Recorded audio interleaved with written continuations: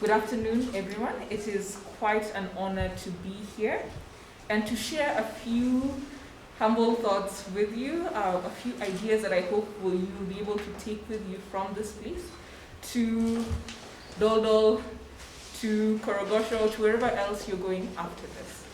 I'm going to start with a brief discussion. I'm holding something in my hand, and I want you to, I don't know how many of you can see it, I'm holding something in my hand. It is, what is it? It's money, and specifically it's 50 shillings. So I'm going to have you just find a partner and discuss with them, if you had to change this 50 shillings to 250 shillings, how would you change this 50 shillings to 250 shillings this week? There's no wrong answer. There's no wrong answer. How did we make the 50 bob into 250? Any break? Yes. So the idea was to look for a fast-moving item, and so we thought skuma, everybody buys skuma somehow at the end of the day, or at least a vegetable. So we thought if we go to the farm, buy them for 20 bob per kilo. So with 50 bob, we have 2.5 kilos. So get them to some of which will be trading, and then sell them for maybe 45 per kilo. And there is already ready market right now because the commodities are really rare. They are big of 10 bob, you know. So if we do that, we will basically send it to that person, give it to that person, get our money over for more, and we can use that within a very short time. Within 3 days, you could have your 250. Thank you, Daisy. So Lucy's team would buy Skuma Wiki and trade. So you buy low and then you trade, and you're able to repeat the process multiple times, all right? And you'd be able to get this to 250. When we start the day, every day we wake up in the morning, we've been given life, we've been given energy, we've been given something. You wake up and it's like you have a small piece of value. And at the end of the day, your goal should be, how am I increasing the value in myself or the value in the community around me? So if I wake up in the morning with 50 bob of value, how do I make sure at the end of the day I am getting to 250? In other words, how am I increasing value? Ask your neighbor, how are you increasing value? In fact, how are you increasing your value? You see, we were all excited to do this thing where when it was 50 bob, we were excited to just discuss with someone. We were excited to, put out ideas, feel like it's low risk, just to be able to share and start. But you see, when it's ourselves, sometimes I find that, especially as young people, maybe you have an idea or something you're thinking about, but we're a lot more afraid to go and just tell someone, this is an idea I have, or let's actually brainstorm and see how we can build on it together. So the first message I'll tell you, or the first thing I'll start with is, take that thing in your hand, don't hold it, and actually just discuss with the people around you, and get ideas from the people, especially the people in this room, because they're able to actually build and add value to what you have initially. Maybe you hadn't thought about the eggs, maybe you hadn't thought about the skooma, but now because you've discussed with the people in this room, you've actually left with something more than you would have in the first place. We are here as a group for the next 2.5 days, and if I'll say anything, that you should take with you is, this is a unique opportunity, this is a unique network. GRIC is such a unique network for us to connect with people here. Make sure you've actually met people and exchanged new ideas, and exchanged new thoughts, and actually learned something new, connected with someone new. So if you're from Miss Koch, make sure you connect with someone from a different organization. There's power in connections, there's power in exchanging ideas, there's power in speaking up to other people. Don't just sit on what is in your head or in your heart. So that's the first lesson. That's the lesson of the 50 bob. The second thing I'll share is a story about the farm. And this is a realization I had when I was in class 3. We used to have a school farm. I went to school in a place called Kisumu. In Kisumu, we used to have a farm in my primary school, which was called Zaveria. And in the farm, I started observing things as a class 3, and very, very simple things.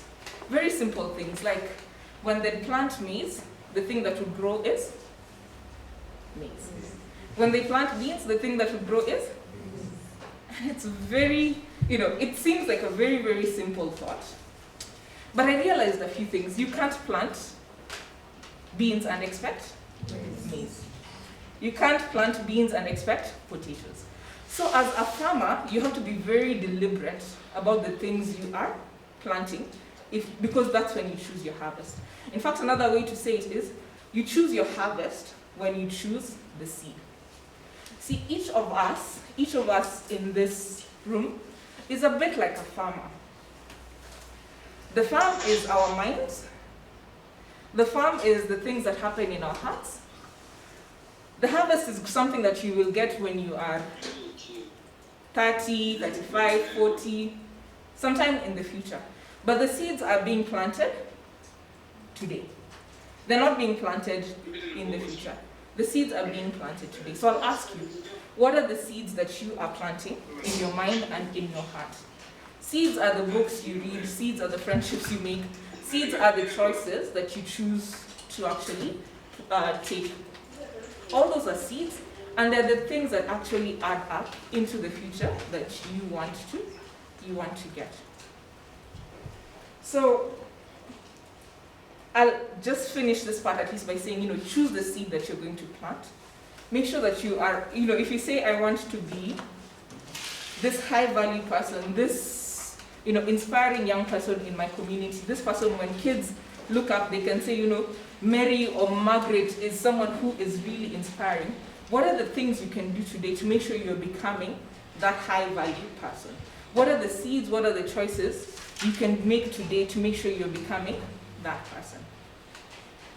The other thing, of course, a farmer has to do is they have to remove weeds. So you don't just plant, you actually take time and you remove weeds from the garden. Then you make sure you time. You make sure that when you're eventually selling, there is market. So there's a lot of planning involved, and farming is a perfect metaphor for life. So I'll encourage us to think about our lives as the farm, and something that we are investing in because we want to increase the value long term. That metaphor has been something that has guided me through my whole life, and it's something I continue to hold dear to. Right now, I am in my 30s. I used to be 20. I crossed over, and in Kenya, youth ends at 35. So I can see myself almost crossing that line and becoming a non-youth. But the thing that has become more and more present for me, or something I'm aware of now, is youth does not last forever. Tell your neighbor, youth does not last forever. Youth does not last forever. So you can do your math, except Wangoi. You can do your math and say, how many more years of youth do I have? And what am I going to do with it? How many more years of youth do I have? You don't need to tell us. It's okay, we know you know. You don't need to tell us, but how many more years of youth do I have? And how am I actually going to invest it? I say this because, yes, it's good for awareness, but also you'll realize that as you grow older, there are some youth opportunities that end for people who are 25. Then there are some that end for people who are 30. Then there are some that end for people who are 35. And then after that, it's just general opportunities. So when you're still under 25, please take advantage of all those opportunities that are open to 25-year-olds, 30-year-olds, and 35-year-olds. When you're at 30, yes, you have some time still left, but take advantage of the opportunities that are open to you. Because at some point in time, those doors will actually be closed just because of this natural process called aging that happens to each of us. So what opportunities are you taking advantage of? You see, when you're 25, you're not competing with a 35-year-old. They can't compete with you for an opportunity that's exclusively available to 25-year-olds. So do you know what those opportunities are? Another seed we plant in ourselves is the research we're willing to do, the questions we're willing to ask. Sometimes it's studying those newspapers, attending conferences. Sometimes it's sending Wangoi an email and saying, Wangoi, what opportunities are available for someone like me? Sometimes it's also benchmarking with your peers. Benchmarking is a big word, but I benchmark a lot. I remember as the founder of a startup, an organization that was just starting to grow, I had to figure out, okay, I don't know how to do anything really. I mean, I just know how to talk and I know how to get people around the table, and that's enough for me to be able to start. And so I looked around me and saw there were 2 other amazing young women who were starting their own organizations, but they'd started about 6 months ahead of me. And these people became my inspiration. They became people I could go to ask questions. They became people I could be like, okay, once you've set up, once you've registered, what do you do next? How do you form a board? So finding people who are 1 or 2 steps ahead based on what you want to become. Me, I wanted to become a founder of a successful organization. So I found people who were in that path of succeeding. If you are becoming a runner, if you wanted to become someone who is running a marathon, your benchmarking would be with people who are in that field of running. So is it Omanyala, or you'd be benchmarking with people who are in that particular field. So my question for you is, who are you benchmarking with? And you should have 2 or 3 names at least. These are the people you can ask questions. They're not so far ahead that they don't empathize with your situation. Please write in your notebook, who am I benchmarking against? Lucy told us to take notes, so this is one of those, where I hope that after this conference, after this conversation, you come back and you're able to say, I am benchmarking against so-and-so and so-and-so. I was benchmarking against Maria Omare and learning from her journey and learning from her experience setting up her organization. I was benchmarking against Wawira and learning from that experience. And it takes a certain humility also to say, to be honest, I don't know, but I can learn from other people. And it's okay to, I think the thing that's even more appealing is when you tell people honestly, I don't know, I don't have the answer right now, but let me think about it, let me ask around and come back to you with a particular answer. So the thing to do is make sure you are benchmarking. We do a lot of talk around, make sure you have a mentor, make sure you have a role model, but I think people we're benchmarking with, people who can help us know how fast, how to raise our game basically. Those are such essential people. One thing I'm very proud of people in this room for, and Wangoi mentioned this also, is the fact that you've already taken the first step. The first step that took me quite a really long time to get started. You see, the first step for a lot of people is usually, if you live in Kenya, there's this story we grow up with, which is young people are the leaders of tomorrow. In fact, every election cycle, you see the same, I don't know, we have an election cycle coming up in a few months. So you see the same leaders, the same faces, the same voices. But then we're told, young people are going to actually lead tomorrow. So one of my favorite quotes is by someone called T.E. Lawrence. And the quote says, all men dream, but not equally. All men dream, but not equally. Should include women. All men dream, but not equally. Those who dream by night, in the dusty recesses of their mind, wake up to find it was all vanity. But the dreamers of the day are dangerous men, for they may act on their dreams with open eyes and make them possible. I'll say it again. The dreamers of the day are dangerous men, for they may act on their dreams with open eyes and make them possible. It's by T.E. Lawrence, if you want to look for it afterwards. T.E. Lawrence. All right.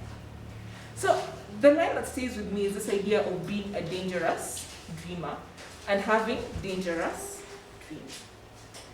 What are those dreams that you have that are so big that they scare you? What are those dreams you have that are so big that they compel you to do something about it? For me, I remember having a dream about these two little little Somali girls, and we were chilling and we were talking about education and the opportunities this would open up to them, and what it would mean for them to have the gift of education. That dream was 8 years ago, and it's still with me to this day. It reminds me, that there is power in the little things that we do every day in giving people access to education. For me, that was my dangerous dream. What is your dangerous dream? In fact, if you're writing another question from this, it's just, what is your dangerous dream? What is your dangerous dream for your community? What is your dangerous dream? It should be something that, you know, changes from the normal in a positive way. So what is your dangerous dream? See, when you find a dangerous dream, the other thing you have to tell yourself is, I am willing to trade my life for that particular dream. Am I willing, or are you willing to trade your life for that particular dream? The journey of starting something new means you give in your time, your energy, your money, your comfort. Sometimes you could be in bed, but you're at a conference learning, or you could be just on your phone, but now you have to put down your phone and make friends with other people and network. All those things are ways you're giving up your life for this particular dream. This is the reality. You thought you had, you know, we do the math, you're like, you're going to live until 70. They're like, yeah. The test will tell us what to do next. And that was the reality in that moment. Such a moment crystallized things for me. I realized that, you know, if I only had 3 more years to live, there are only 3 things I'd want to do with my life. I'd want to make sure my organization, PACE, was in great hands. I'd want to expand my family. And I'd want to make sure that I spent more time with my existing family members. That's moment of just, you know, this is your life, you only have so much time. Gave me clarity. I knew actually what are the things I now need to do. So a lot of us think we will live forever, and we might, but we also just don't know when we will get called to cross to the next level. The thing I'm telling you now is to find out what are the 3 most important things you're going to do with your life. There's no correct answer. No one is going to take correct or wrong on you, but you need to know, or you need to start asking yourself, no, what are the 3 most important things I'm going to do with my life as Margaret, as Lucy, as Wangoi? If God only gave me 5 years, what are those 3 things I would focus on? If He gave me 70, that's a bonus, because I will do those 3 things and I will focus and I will finish. But let me encourage you that none of us is actually here forever. So make sure with the time you're here, you're doing the things that actually matter. Make sure you do the things that matter. That's my conclusion. Thank you, ladies and gentlemen. Thank you so very much.